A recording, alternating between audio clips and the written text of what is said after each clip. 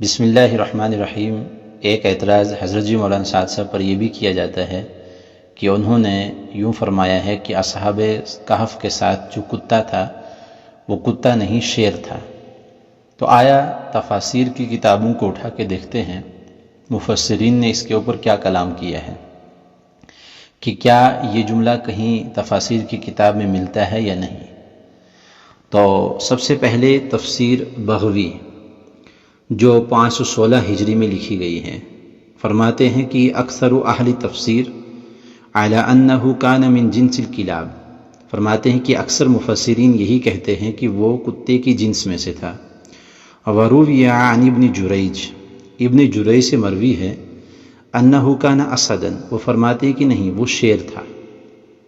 وسمی al Assad کلبا، اور شیر کا نام یہاں پر درندے سے لیا گیا ہے، یعنی کہ درندہ کہہ کے شیر مراد ہے، کلب کہہ کے شیر مراد ہے۔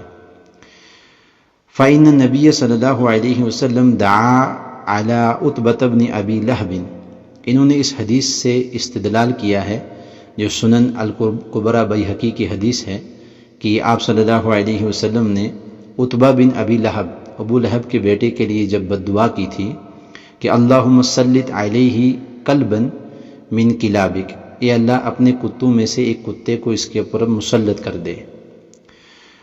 فافترسہ اسد، تو اس کو شیر نے پھاڑ دیا تھا، تو وہاں پر شیر آیا پھر، تو یعنی کہ فرماتے ہیں کہ یہ یعنی کہ کلب کہہ کے شیر ہی مراد ہے۔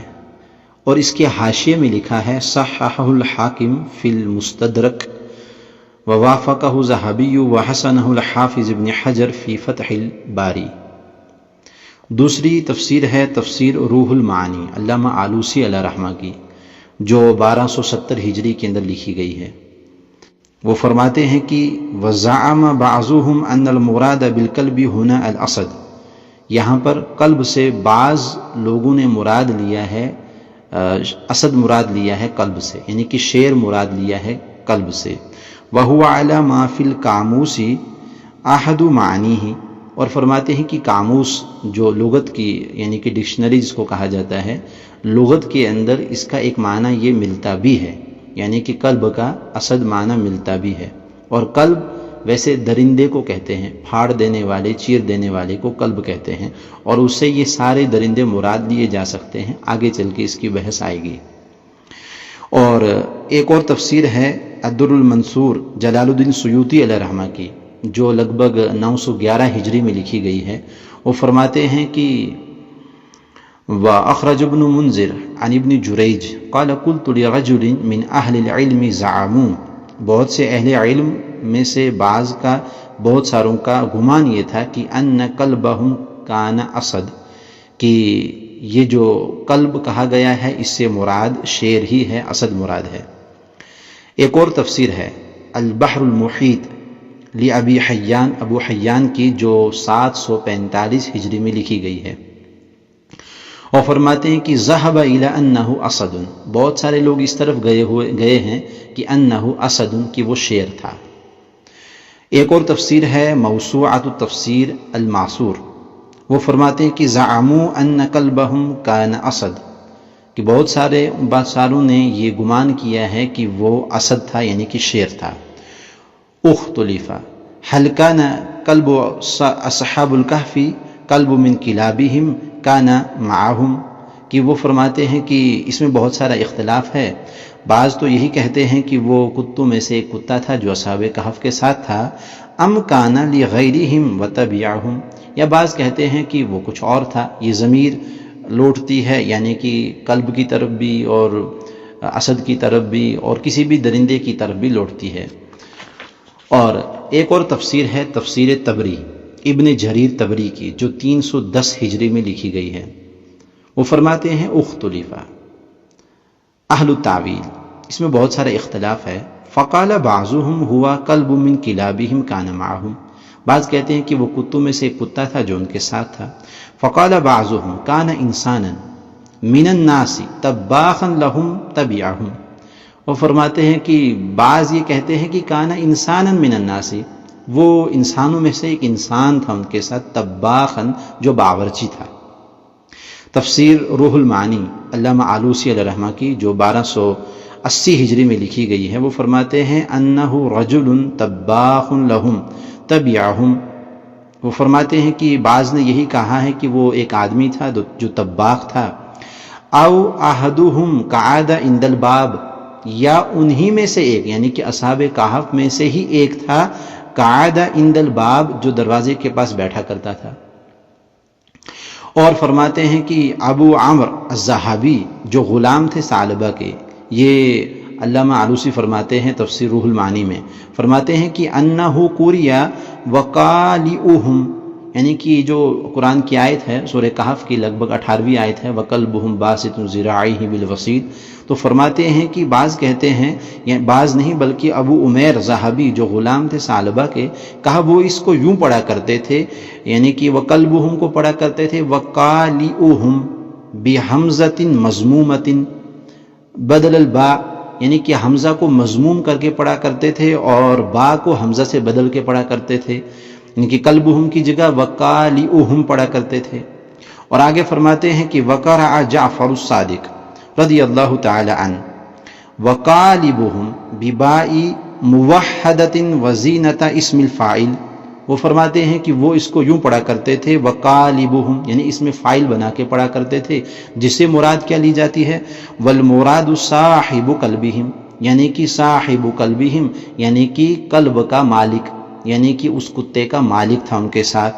کما تقول لی لابن و تامر، جیسے یوں کہا جاتا ہے لابن و تامر، یعنی کہ دودھ کو لبن کہا جاتا ہے اور کھجور کو تمر کہا جاتا ہے، تو فرمائے کہ جیسے یوں کہا جاتا ہے لابن و تامر، تو ایسے ہی یعنی کہ ای صاحب لبن و صاحب تمر، یعنی کہ دودھ والا اور کھجور والا، تو ایسے ہی کہا گیا وقالبہم یعنی کہ کتے والا، یعنی کہ اصحاب قلبہم کتے کا مالک۔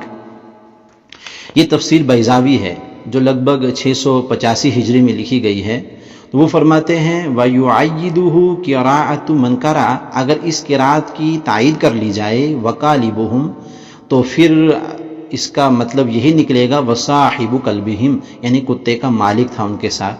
تفسیر ماوردی جو 450 ہجری میں لکھی گئی ہے، وہ فرماتے ہیں وَفِيهِ قولان، اس میں دو قول ہیں، احدہما انہ قلب من الکلاب، وہ کتوں میں سے ایک کتا تھا، کان معہم وہو قول الجمہور، اور جمہور کا قول یہی ہے کہ وہ کتوں میں سے کتا تھا۔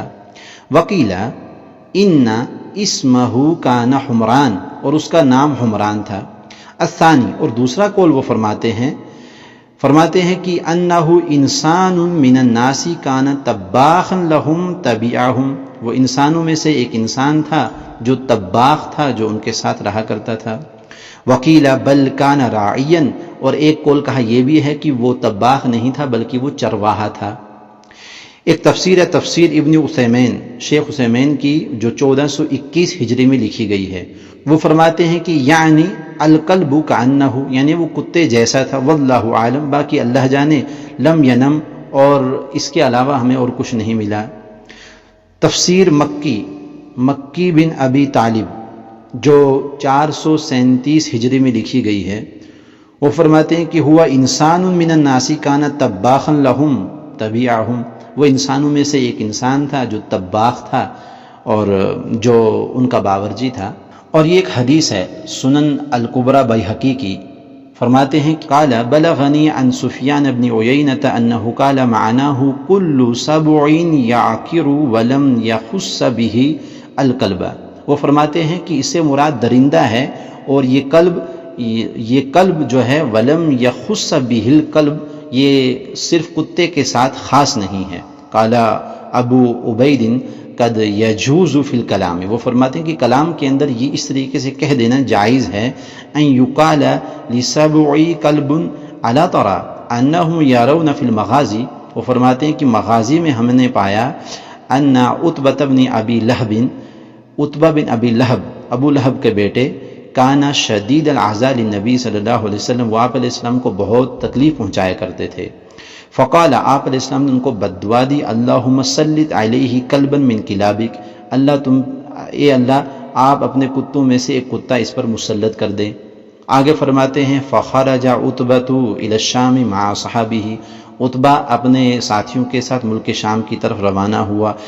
فنزل منزلا، وہ ایک جگہ پر جب پہنچا، پڑاؤ ڈالا، تو ان کو شیر نے ان کو پا لیا، اور شیر آیا اور ان کو اٹھا کے ان کے ساتھیوں میں سے لے گیا. فقتلہ، اور اس کو قتل کر دیا. فصار الاسد، اور وہ شیر تھا. ہا ہنا قد لزموا اسم الکلب، تو یہاں پر لازم ہوا کہ شیر کا نام کلب، یعنی کہ کلب کہہ کے شیر مراد لیا گیا تھا. قال ومن ذلك قوله تعالی، اور جیسے کہ اللہ تعالیٰ فرماتے ہیں وما علمتم من الجوارح مکلبین، سورہ مائدہ کی لگ بھگ 4 آیت ہے یہ. فرماتے ہیں کہ فہذا اسم مشتق، یہ اسم مشتق ہے من القلب، قلب سے. ثم دخل فیہ صید الفہد والصقر والباز فلہذا قیل لکل جار او عاقر من السباء قلب عقور. فرماتے ہیں کہ اس سے مراد تیندوا بھی ہے، چیتا ہے، اور صقر ہے، اور باز ہے جو شکار کرتے ہیں. اس سے وہ تمام جانور مراد ہے. قیل لکل جار او عاقر من السباء قلب عقور، یعنی کہ پھاڑ دینے والے درندے، چیر دینے والے درندے اس سے مراد ہے. اور جمہور کا قول یہی ہے کہ وہ شیر نہیں بلکہ کتا تھا، نہ انسان تھا، نہ طباخ تھا، نہ چرواہا تھا، بلکہ اس سے مراد کتا ہے. اور ہم بھی اسی جمہور کے قول کو مانتے ہیں. اب سوچنے کی بات یہ ہے کہ آیا دیکھتے ہیں کہ مولانا سعد صاحب نے ایسی کیا بات کہہ دی ہے کہ جس کے اوپر وہ گمراہ ہو گئے ہیں. ذرا آپ پہلے ان کا بیان خود سماعت فرما لیں. ایک تو اکرام یہ کیا کہ سورج گزرتے ہوئے ان کے غار سے راستہ کاٹ کے نکلتا تھا تاکہ ان کی نیند خراب نہ ہو. دوسری بات یہ کہ اللہ تعالیٰ نے رعب کے ذریعے ایسی مدد کی اصحاب کہف کی. لو اطلعت علیہم لولیت منہم فرارا، اگر تو مطلع ہو جاوے اصحاب کہف پر تو ہم نے اتنا رعب ڈال دیا ہے وہاں کہ تو مخاطب وہاں سے پیٹ پھیر کے بھاگے.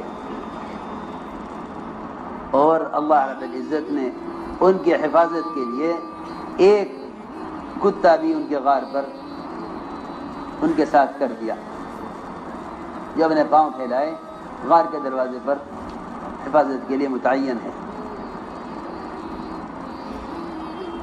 ایک کتا بھی غار کے دروازے پر چھا دیا.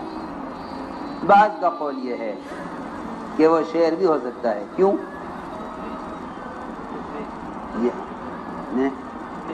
جی ہاں، بعض کا قول ہے ابن جریج کا، اور وہ بھی صرف اس لیے، جمہور کا قول تو یہی ہے کہ وہ کتا، لیکن اس بنا پر کہ کلاب کا اطلاق تمام درندوں پر ہوتا ہے.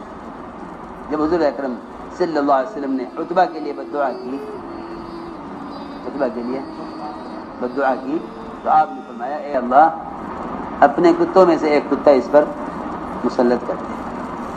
چنانچہ عتبہ کو شیر نے پھاڑا تھا، عتبہ کو شیر نے پھاڑا. اس بنا پر ایک قول یہ بھی ہے، ورنہ جمہور کا قول تو یہی ہے کہ بھئی وہ جی ہاں جمہور کا قول یہ کہ وہ کتا ہے. لیکن ایک قول یہ بھی ہے، اور اس قول کی وجہ یہ ہے کہ اللہ کہ آپ نے بددعا کی تھی اے اللہ اپنے کتوں میں سے ایک کتا مسلط کر دے عتبہ پر. چنانچہ عتبہ کو کتے نے نہیں بلکہ شیر نے پھاڑا، کیونکہ کلاب کا اطلاق تمام درندوں پر ہوتا ہے. اب اس بیان کو سننے کے بعد آپ کو یہ بات معلوم ہوئی ہوگی کہ وہ بھی یہی بات فرما رہے ہیں کہ جمہور کا قول تو کلب سے مراد کتا ہی ہے، اور بعض نے اس سے مراد اسد لیا ہے، شیر لیا ہے، جبکہ اتنی ساری تفاسیروں میں ہم نے آپ کو دکھا دیا تو بعض نے یہ مراد لیا ہے. اب اس میں کون سی ایسی بات ہے کہ جس سے کوئی آدمی گمراہ ہو جائے، یعنی متقدمین کے اقوال کو ذکر کرنے سے کوئی آدمی گمراہ ہو جائے اور وہ راہ راست سے ہٹ جائے، اور یا تو ان کے اوپر کوئی فتویٰ اس طریقے کا لگا دیا جائے. اس لیے اللہ تعالی ہم سب کو سمجھ عطا فرمائے اور صحیح سمجھ عطا فرمائے، اور ہم سب کو اللہ تعالی ایک اور نیک بنائے.